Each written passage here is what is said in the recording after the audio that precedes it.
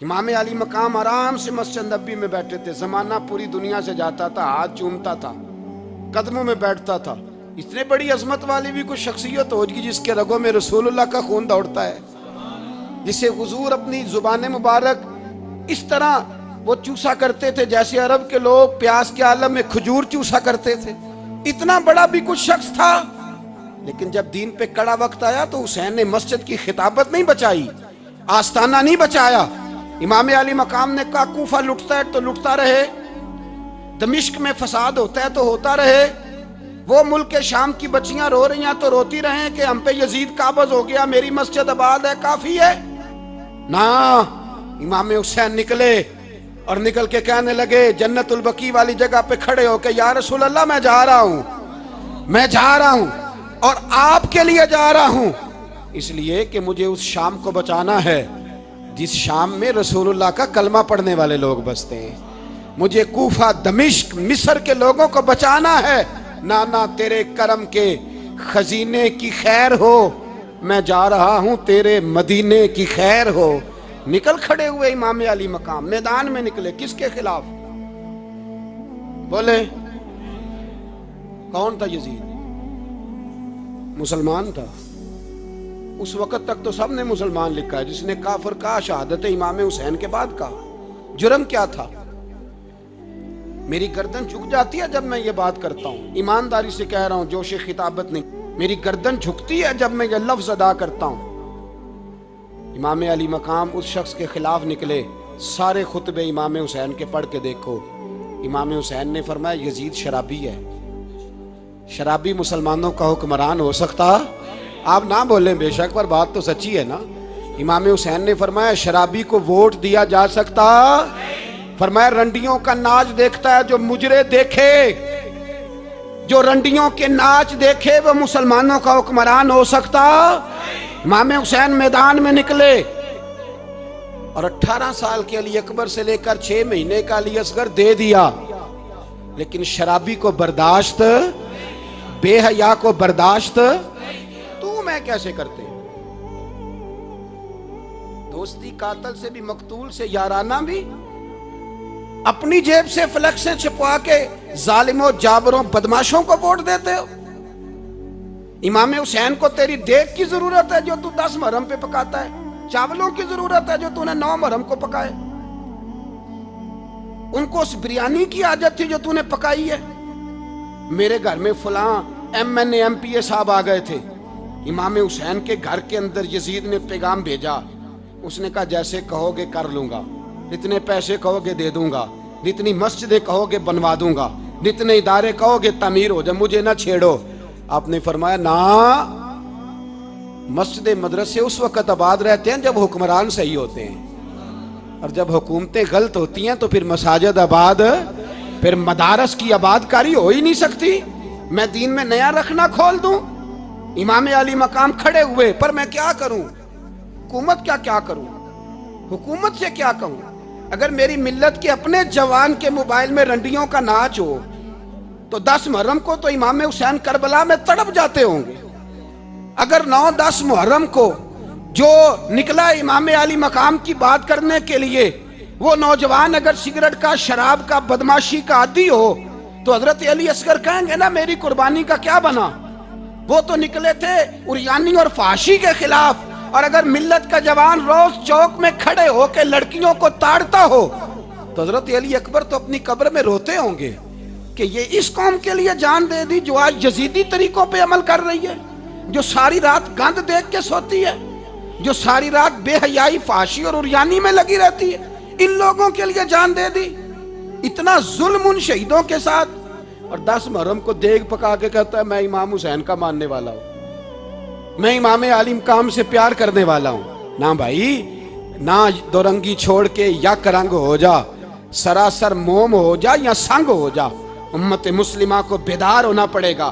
امام علی مقام میدان میں نکلے، ڈٹ کے نکلے، اور امام نے فرمایا میدان میں نکل کر کہ میرا وطن مدینہ ہے، میرا وطن مدینہ ہے، پر مدینہ بعد میں، رسول اللہ کا دین پہلے۔ تو پاکستان کی بات کرتا ہے؟ امام علی مقام نے فرمایا مدینے کی شریعت بعد میں، رسول اللہ کا دین पहले, और तेरे तो बच्चे आम से हैं। इमाम हुसैन ने फरमाया मेरी गोद में जो बच्चे हैं वो रसूलुल्लाह के नवासे हैं, पर बच्चे बाद में, नबी पाक का दीन पहले। आपने फरमाया तेरी बेटी बड़ी बावकार होगी, उसकी बड़ी इज्जत है, तू कहता है बेटी की वजह से ब्लैकमेल हो गया। लेकिन जो शान खुदा ने हुसैन की बेटी को अता फरमाई, जिन बच्चियों का सर का बाल नंगा हो जाए, सर का बाल नंगा हो जाए, तो इमाम शौरानी फरमाया करते थे अगर मदीने में किसी सैयदजादी के सर का बाल नंगा होता था तो सूरज अपना मुंह छुपा लिया करता था, सूरज छुप जाता था बादलों की ओट में। और मदीने वाले समझ लेते थे कि घर में काम करते करते किसी सैयदजादी के सर का कोई बाल नंगा हो गया। उन शहजादियों का इतना वकार, पर इमाम अली मकाम ने फरमाया बेटियों की फिक्र बाद में, रसूलुल्लाह का दीन पहले रसूलुल्लाह का दीन। कौम मजहब से है, मजहब जो नहीं तुम भी नहीं। याद रख मेरे भाई, इमाम अली मकाम रदी अल्लाह ताला अन्हु ने मैदान में निकलकर पहले मजहब की बात की। और आज दीन नबी दा वांग यतीमा रोवे ते कुरलावे ते आखे मैं किथों लब्बा उमर बहादुर, मैं किथों लब्बा उमर बहादुर जेड़ा मैनू सीने लावे। मासूम बच्चे, मासूम। आज तक किधर है तुम्हारा अक़वाम मुत्तहिदा? बुलाओ ना इसे। भीख मांगते फिरते हो, काफिरों से भीख मांगते हो। बच्चा शाम को घर ना आए तो माँ दरवाजे पे नजर लगा कहती बेटे टाइम पे आ जाया कर, मुझे नींद नहीं आती। वक्त पे। बर्मा की उस माँ से भी जाके पूछो जिसका बच्चा पलट के आया ही कोई नहीं, आया ही नहीं, उससे भी पूछो। बच्चे ने आधी रात को रोटी मांग ली तो फालज ज़्यादा माँ, उसको फालज था, वो रेंगती हुई उठी और उसने अपने लाल को रोटी पका के दी। बाप कहता रहा चल छोड़, सो जा बेटे तेरी अम्मा। उसने कहा नहीं मुझे नींद नहीं आती, बेटा भूखा है। उस माँ से भी कभी पूछ, उस माँ से जो बांग्लादेश के खेमे में बैठी है। तो BBC लंदन का रिपोर्टर कहता है कि तेरी ख्वाहिश क्या है? कहती कोई भी नहीं, चलो 2 दिन के बाद ही सही मेरे बेटे को एक रोटी दे जाया करो। ये रोटी मांगता है मुझसे, मैं किधर से लाऊं? ये लवारस कौम है, मैं हुक्मरान से जाके बात करूं? जब मेरा अपना नमाजी मुसलमान कहता है पहले पाकिस्तान के बच्चे तो पाल लो। मेरे भाई तुझे खबर ही नहीं, ये तो जाना तो कभी गुंबद खजरा पे, तो मेरे मुस्तफ़ा ने फरमाया मन अज़ा मुस्लिम फ़क़द अज़ानी।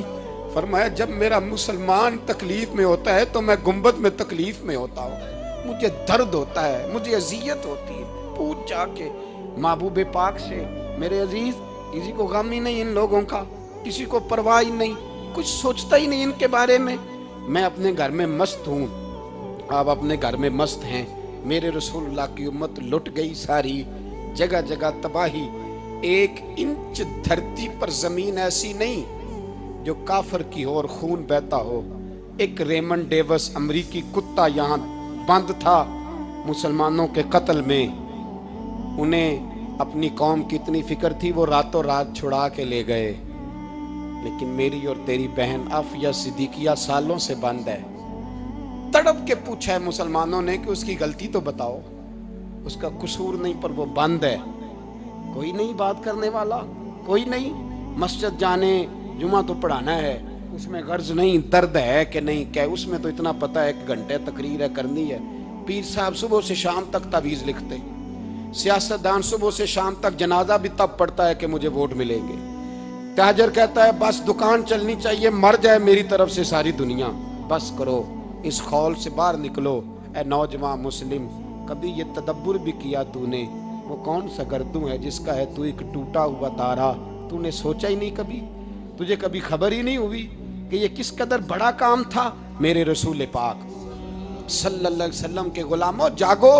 जाऊं हजरत साद बिन अबी वकास के पास, कादसिया की जंग हो रही थी, काफर बुला रहा था, आओ अगर कोई है तो आओ, आओ मुकाबले में। हजरत साद बिन अबी वकास ने घोड़े दौड़ा दिए, दश्त तो दश्त हैं, सहरा भी न छोड़े हमने, बहरे जुल्मात में दौड़ा दिए घोड़े हमने। हजरत साद बिन अबी वकास ने घोड़े दौड़ाए, آگے دریا آ گیا، کوئی پل نہیں، کوئی شے نہیں۔ اسلام کی عزت کا سوال ہے۔ حضرت سعد بن ابی وقاص نے ہاتھ اٹھائے اور کہا اے اللہ، اگر تو موسیٰ کی نافرمان قوم کو رستہ دے سکتا ہے تو تو ہمارے دلوں کو جانتا ہے، ہم تو اپنے رسول کے فرما بردار غلام ہیں۔ آنا مہربانی کر کی اگر تو نے دل مسلم کی دل جوئی نہیں تو ہمیں تانا دیں گے بت کے مسلم کا خدا کوئی نہیں۔ کہا اے اللہ مہربانی فرما، اگر تو حضرت وَإِذْ فَرَقْنَا بِكُمُ الْبَحْرَ فَأَنْجَيْنَاكُمْ وَأَغْرَقْنَا آلَ فِرْعَوْنَ، اگر تو حضرت موسیٰ کی قوم کے لیے دریا پھاڑ سکتا ہے تو ہم تو نبی پاک کے غلام ہیں۔ صحابہ کہتے ہیں جناب سعد نے دعا مانگی تو دریا نے رستہ عطا فرما دیا۔ یار تو دعا بھی نہیں مانگتا؟ حضور نے فرمایا دعا صلاح المومن، دعا مومن کا ہتھیار ہے، تو نے یہ بھی چھوڑ دیا ہے۔ اب تو باتیں کر کے، تبصرے کر کے، ٹی وی دیکھ کے، اپنی رائے قائم کر کے، کومنٹس کر کے سو جاتا ہے، یہ بھی سوتا خشک ہو گیا، تو دعا تک نہیں مانگتا۔ فرماتے ہیں دعا مانگی تو دریا نے رستہ دیا، اور جب اس کنارے نکلے تو حضرت سعد کہنے لگے کسی کی کوئی شے تو نہیں رہ گئی دریا میں، کوئی چیز تو نہیں رہ گئی۔ ایک صحابی کہنے لگے پیالہ رہ گیا ہے، تو حضرت سعد فرمانے لگے او دریا ہمارا پیالہ واپس نہیں کر دیتا؟ تو کہتے ہیں کہ لہر آئی تو پیالہ بھی باہر پھینک گئی۔ او بھائی ہم اسی رسول کا کلمہ پڑھتے ہیں جن کا حضرت سعد بن ابی وقاص نے کلمہ پڑھا تھا، اور کسی جگہ میرے نبی پاک نے نہیں فرمایا اللہ صحابی کی سنے گا بعد میں آنے والوں کی نہیں سنے گا، کسی جگہ نہیں کہا۔ پر تو کشکولے دعا بھی نہیں اٹھاتا، مصیبت میں بھی اب یاد خدا ہم کو نہیں آتی، دعا منہ سے نہ نکلی، جیبوں سے عرضیاں نکلی، تو یہ کام بھی نہیں کرتا۔ میرا دل کرتا تھا چلو اور کچھ نہ ہو، مسجدوں میں اجتماعی دعا ہی ہو جائے، پر اس طرف بھی توجہ نہیں۔ وہاں بھی کہتے ہیں مولوی صاحب جلدی کرو گھر جانا ہے، اتنی لمبی دعا، اور کومنٹس کر رہے ہیں لوگ، کہتے ہیں آپ اپنے گھر کی سوچیں۔ میرے بھائی دعا، صلاح الدین ایوبی فلسطین کی جنگ لڑ رہے تھے، خبر آئی کہ عیسائیوں کا ایک بحری بیڑا، بحری جہاز اسلحہ لے کے آ رہا ہے، نیزے ہیں، تلواریں ہیں، تیر ہیں۔ صلاح الدین ایک بزرگ تھے، ان سے ملے تو کہنے لگے بابا جی آپ بھی دعا کرو۔ میں بھی دعا کرتا ہوں، مسلمانوں کے پاس پہلے اسلحہ نہیں، عیسائیوں نے اور منگا لیا ہے، کہیں ایسا نہ ہو مسلمانوں کے خلاف اتنا اسلحہ استعمال ہو۔ یہ بات کہی، بابا جی کو دعا کا کہا، خود مسجد اقصیٰ میں ساری رات روتے رہے۔ صلاح الدین ساری رات، ہمارا حکمران جسے ربنا آتنا فی الدنیا پوری نہیں پڑھنی آتی، اور اب تو ایسے پیر آ گئے ہیں میدان میں جو سورہ فاتحہ سیدھی نہیں سنا سکتے الا ماشاءاللہ۔ ساری رات صلاح الدین ایوبی روتے رہے۔ وہ بزرگ کہتے ہیں میں بھی کونے میں تھا، پر جس درد سے اس نے دعا مانگی میں نہیں مانگ سکا۔ سویرے خبر آئی کہ دشمن کا وہ بحری بیڑا جو اسلحہ لے کے آ رہا تھا دریا میں غرق ہو گیا ہے۔ صبح خبر آئی تو وہ شخص ایک آگے بابا جی سے کہنے لگا بابا جی وہ بحری بیڑا دریا میں غرق ہو گیا۔ تو بابا جی رو پڑے، کہنے لگے دریا میں غرق نہیں ہوا، صلاح الدین ایوبی کی آنسوؤں میں غرق ہو گیا ہے، اس کے آنسوؤں میں غرق ہو گیا ہے، اس نے رب سے دعا ہی ایسی مانگی، اس کے آنسوؤں میں۔ تو دعا بھی نہیں مانگتا میرے بھائی مسلمانوں کے لیے، تو دعا بھی نہیں مانگتا۔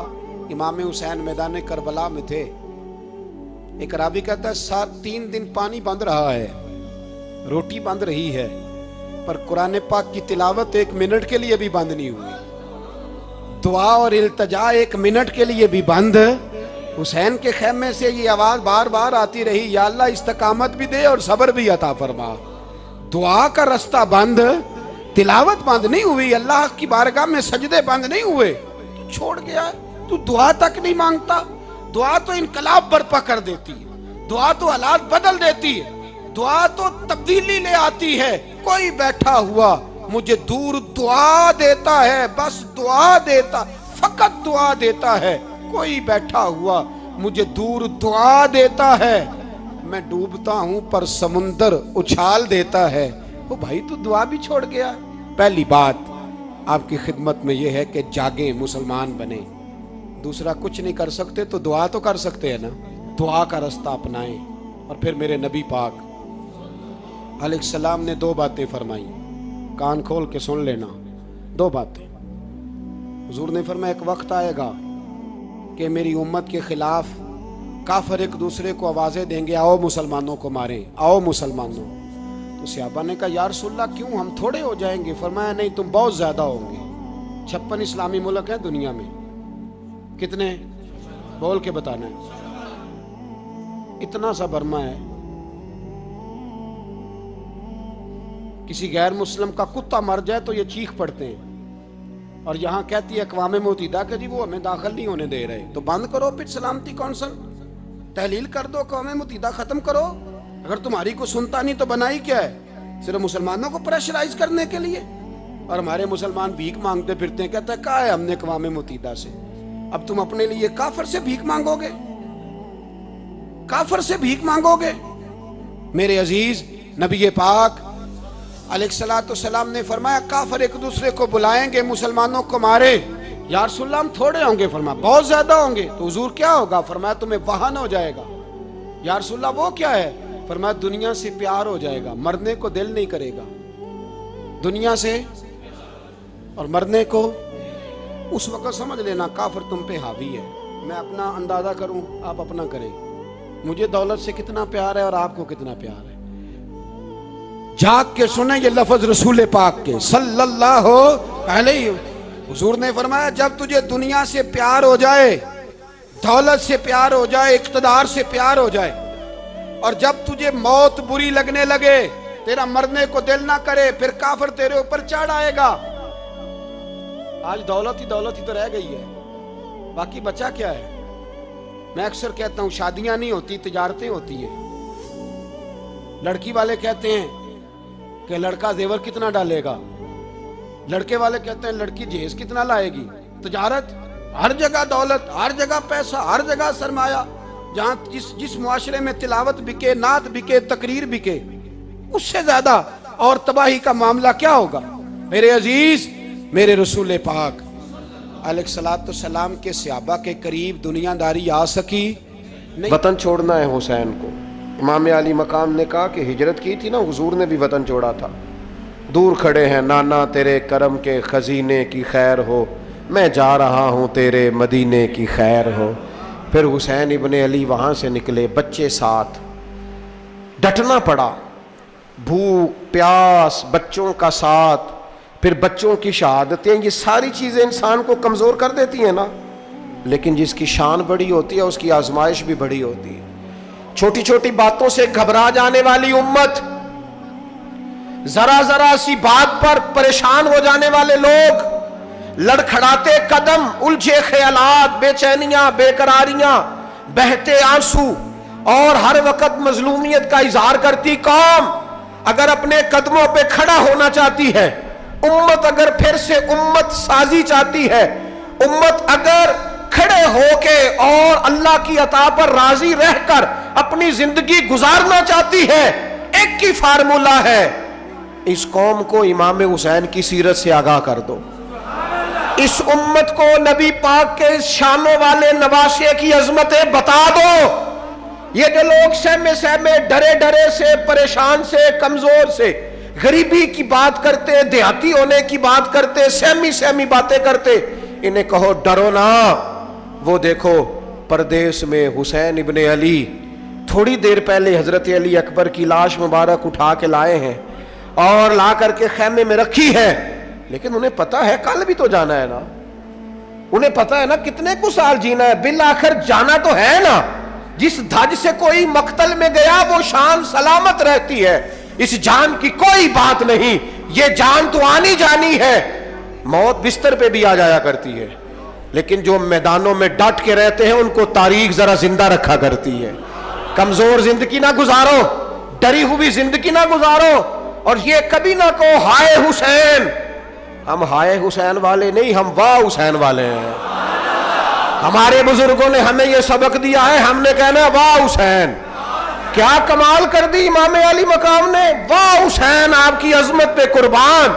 اتنے سارے دکھوں کے باوجود جب شانوں والے نانا کا شانوں والا پوتا، عظمتوں والی ماں کا عظمتوں والا بیٹا، جرت مند باپ کا بیٹا میدان میں نکلنے لگا ہے تو ڈرا ڈرا، سہما سہما، رو کے، دلاسے دے کے، آنسو پونچھ کے نہیں، بلکہ امام حسین نے ڈٹ کے کھڑے ہو کے وہ امامہ سر پہ باندھا جو محمد عربی نے عطا فرمایا تھا، وہ جبہ پہنا جو نانا نے دیا تھا، وہ تلوار پکڑی جو شیر خدا مولا علی پکڑتے تھے، اور حسین میتوں کے باوجود میدان میں آئے، فرمایا سامنے کھڑے ہو جاؤ، تمہیں خطبہ دینا ہے، اس لیے کہ محمد عربی کا طریقہ ہے جمعے والے دن خطبہ دیا جاتا ہے۔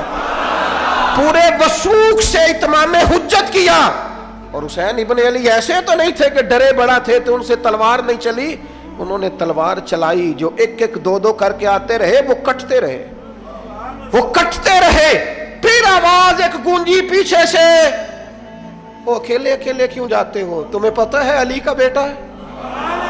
علی کا گھر تو وہ گھر ہے کہ جس گھر کا ہر ایک بچہ جسے دیکھو وہی شیر خدا معلوم ہوتا ہے۔ اکیلے اکیلے جاؤ گے تو تم چہرے کی روشنی نہیں دیکھ رہے، آنکھوں کی سرخی نہیں دیکھ رہے، مزاج کا ولولہ نہیں دیکھ رہے، طبیعت کا باغ پن نہیں دیکھ رہے، اور جوانی میں شہادت کی لذت سے آشنا محمد کا نواسا نہیں دیکھ رہے۔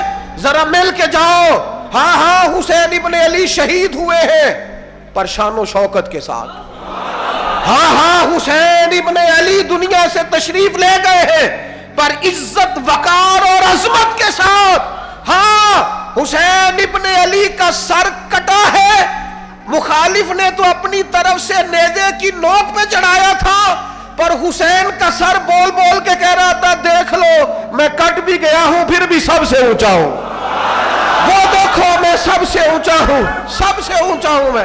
اے حسین ابن علی، نازش آل نبی تم پر سلام، اے حسین ابن علی تم پر سلام، نازش آل نبی تم پر سلام۔ کسی نے ایک بات کی تھی، اس نے حد کر دی، اس نے کہا مورخ تو کتنا کو لکھے گا، خطیب تو کتنا کو واز کرے گا، اور مصنف تو حسین ابن علی کی شان میں کہاں تک بات کرے گا، تو میرے امام کا باکپن، ان کی جرت، ان کی طاقت، ان کی ہمت، ان کا کمال، ان کا صبر، ان کی استقامت، ان کا حوصلہ، ان کی جوامردی، ان کی ہمت کتنی کو بیان کرے گا، تو رہنے دے۔